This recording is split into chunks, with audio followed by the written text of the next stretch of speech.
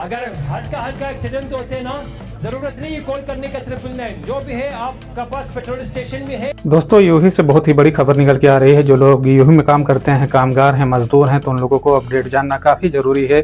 नहीं तो आपके साथ काफ़ी बहुत ही बड़ा बुरा हादसा हो सकता है। और हादसे के साथ साथ अगर आपको अपडेट नहीं मालूम रहेगा तो आपके साथ तो जो परेशानियां हैं वो भी बढ़ सकती हैं। तो इस वीडियो में हम पूरी जानकारी देंगे।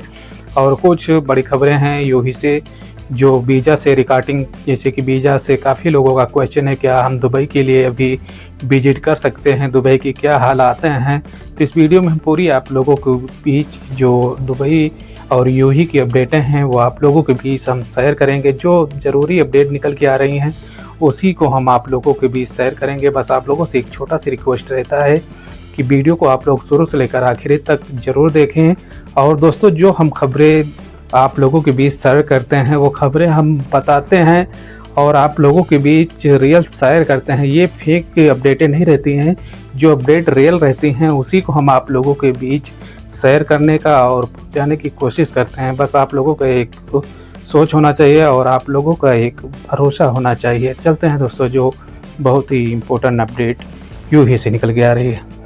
यूही सरकार की तरफ से एक अपडेट जारी किया गया है और अपडेट के मुताबिक बताया गया है कि जो लोग यूही आना चाहते हैं फैमिली वीज़ा लेकर या टूरिस्ट वीज़ा लेकर या विजिट वीज़ा लेकर, तो अभी देखा जाता है कि कुछ यूही के हालात जो हैं नॉर्मल हुए हैं। जैसे कि आप जानते हैं कि इजराइल और अमेरिका और ईरान का जब से युद्ध शुरू हुआ है उस दौरान से देखा जाता है कि ना तो कोई वीज़ा इशू हो रहे थे, ना तो कोई फ़्लाइटें जो हैं चल रही थी। इस दौरान पर बताया गया था कि पूरी तरह से जो है वो बंद कर दिया गया था। और बंद करने के बाद में कुछ ऐसे लोग थे जो यूही में ही रह गए थे और कुछ लोग थे जिसका काम प्रोसेस में था, जैसे कि वीज़ा चला गया था, उनका टिकट नहीं हो पाया था। और कुछ लोग का वीज़ा जो था वो प्रोसेस में था, वीज़ा अप्लाई कर दिया था लेकिन वीज़ा जो था नहीं मिला था। तो अब देखा जा रहा है कि यूही में तकरीबन अब कहा जा रहा है कि हालात जो हैं पहले से कहीं ना कहीं बेहतर हैं। लेकिन देखा गया है कि ये जो मामला है ईरान और अमेरिका का, ये बताया जाता है कि 15 दिन के लिए ये जंग जो था उसके लिए सीज़फायर किया गया था, जो कि इस जंग का जो बैठक और बातचीत कर इस मामले का सॉल्व किया जाए। लेकिन दोस्तों, कहा जाता है कि अगर ये 15 दिन के अंदर में ये तीनों देशों की जो बातें हैं ये अगर डीले क्लियर नहीं होती हैं तो आगे चलकर फिर से माहौल जो है ख़राब हो सकता है। लेकिन अब ये देखा जा रहा है कि पाकिस्तान के इस्लामाबाद में जो बैठक हुई थी ईरान और अमेरिका के, उस डील में देखा जाता है कि कोई बातें जो थी क्लियर नहीं हो पाई थी। इसलिए देखा गया था कि ये डील जो है अभी नहीं हो पाई है। लेकिन अब बताया जा रहा है कि फिर से बातचीत करने की एक विचार बनाया जा रहा है और देखा जाता है कि ये डील हो सकती है। और होने के बाद में जो वीज़ा का और फ़्लाइट का जो है ये सारा कुछ नॉर्मल कर दिया जाएगा। जैसे कि आप पहले विजिट करते थे वैसे ही बहुत ही आसानी से ये सारा काम जो है चालू कर दिया जाएगा। जैसे कि आप जानते हैं कि इस समय पर जो दुबई से और शारजा और देखा जाता है कि अबू धाबी से जो फ़्लाइटें चल रही हैं, तो कुछ ही गिनी चुनी फ़्लाइटें जो हैं चल रही हैं, लिमिटेड ही फ़्लाइट चल रही हैं। जैसे कि आप जानते थे कि कुछ ही फ़्लाइट जो इंडियन रहती थी, इंडिगो है, एयर इंडिया एक्सप्रेस है, ये सब यूही दुबई के लिए बहुत ज़्यादातर ऑपरेट हो रही थी। लेकिन अब देखा जाता है कि ऐसी कोई फ़्लाइटें हैं जो भारत से ऑपरेट कर रही हैं सऊदी के और दुबई के बीच। नहीं तो अभी तक देखा जाता है कि ऐसे कई फ़्लाइटें हैं जिस पर पाबंदी लगी है और पाबंदी लगने के बाद में जो फ़्लाइटों का टिकट है वो काफ़ी हाई हो गया है। क्योंकि दोस्तों अभी फ़्लाइट का जो फ्यूल आता है वो काफ़ी महंगा हो गया है, इसलिए एयरलाइन से जो हैं अपनी टिकट बढ़ा चुकी हैं। तो इन बातों को आपको ख्याल रखना है। अगर कहीं के लिए अगर यात्रा कर रहे हैं तो आपको देखा जाता है कि शारजा और अबू धाबी एयरपोर्ट से आप फ़्लाइट लेकर अपने देश जा सकते हैं।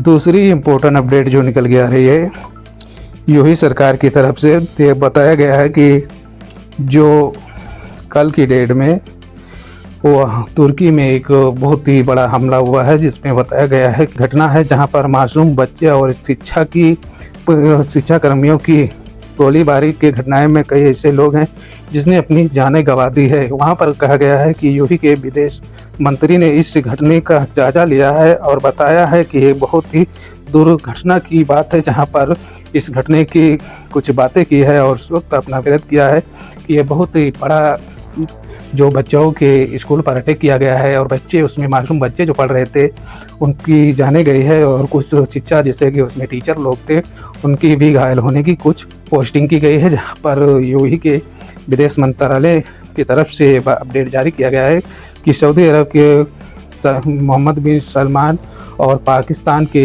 प्रधानमंत्री नवाज शरीफ ने कुछ बड़ी बैठक की है और बैठक के दौरान पर इन दोनों नेताओं के बीच कुछ बातचीत भी की गई है। बताया है कि पश्चिम एशिया में चल रहे तनाव के हालातों को लेकर कुछ बैठक में कुछ बातचीत की गई है और कहा गया है कि ऐसे कुछ मामले सॉल्व किए जाएं कि ये जो तनाव है वो पूरी तरह से ख़त्म हो जाए, क्योंकि इस तनाव से देखा जा रहा है कि काफ़ी देशों पर काफ़ी बुरा असर पड़ रहा है और लोग देखे जा रहे हैं कि इस असर में काफ़ी परेशान है। तो आप लोगों को जानकारी रखना काफ़ी ज़रूरी है। सबसे मेन चीज़ ये आपको इम्पोर्टेंट रहता है कि अगर आप किसी देश के लिए सफ़र या तो आप किसी देश के लिए कहीं के लिए ट्रैवल करते हैं तो सबसे मेन इम्पोर्टेंट आपका ट्रैवल होता है कि इस समय पर जो मिडिल ईस्ट में तनाव चल रहा है और तनाव के दौरान पर अगर आप ट्रैवल करते हैं तो सबसे मेन इम्पोर्टेंट ये है कि आपको ट्रैवल करने से पहले आपको उस देश के बारे में सारी जानकारी रखना ज़रूरी है। नहीं तो आप देखा जाता है कि आप टिकट ले लेते हैं और पता लगता है कि उस देश के लिए